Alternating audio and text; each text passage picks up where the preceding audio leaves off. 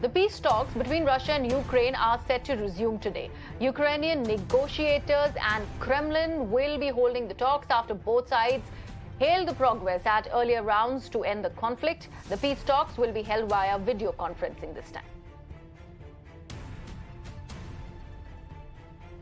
So these are the peace talks that are going to be held today. Remember, we are also showing you the kind of acceleration in the assault that Russia is having on Ukraine. While all this is happening on ground, there are set to be another round of peace talks today.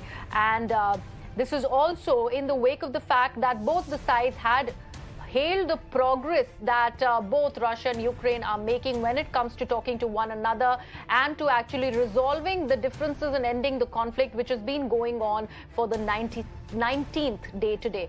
Now, the peace talks will be held via video conferencing. The earlier rounds did not really yield any significant result. However, they are expecting that some kind of a breakthrough might just be sought and might just happen with this particular round of peace talks that is slated to take place today. My colleague Srinjoy Chaudhary joins me on the broadcast. Srinjoy, another round of peace talks. Can we expect a breakthrough? Well, the most important thing to hope for the sake of everybody in Ukraine, for Russians, for Ukrainians, for people of the world, is really a ceasefire. If that happens, then at least the two sides will be in a better position to sort out their differences. Now, maybe the differences cannot be resolved. Maybe they can, but at least they will have an opportunity to sit down. The first important thing the world is wishing for is a ceasefire. Now, let's hope it happens. Let's hope that people, women, children, and so on, in the middle of the fighting, if there is a lull, even if it's for a day, for it's 2 days, they can be taken to safety. That's really the first and most important thing. After that, of course, we will have to know what Putin really wants and so on, and go ahead and talk. But the first thing is a ceasefire. 19 days of fighting have gone on. There have been huge loss of life, not just of soldiers, but also of civilians.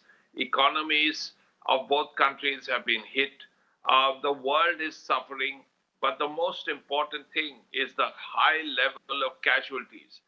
Because things could get even worse now, because if cities are going to be targeted, Kiev is going to be targeted, Kharkiv is going to be targeted, then very clearly there will be huge civilian casualties, and that is something everybody wants to avoid.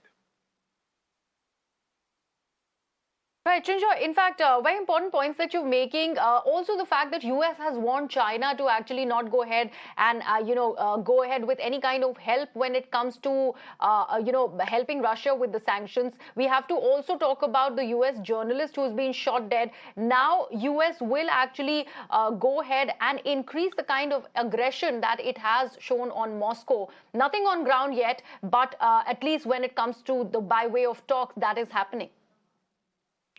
NATO has made it very clear it will not get into the war, because if it gets into the war, it widens the conflict immeasurably. Then we are in serious trouble. That is not going to happen. Things are bad enough as they are. But America has told the Chinese that, well, there are sanctions, and that has to be kept in mind. Very importantly, we will have to see whether America puts in more sanctions or not, whether the West puts in more sanctions or not. When I mean West, I mean also Japan. I also mean other countries that are part of the American alliance in the Far East, whether it's Australia or New Zealand or Korea and so on. But it's very important that the two sides talk today, and then we will see where both sides stand.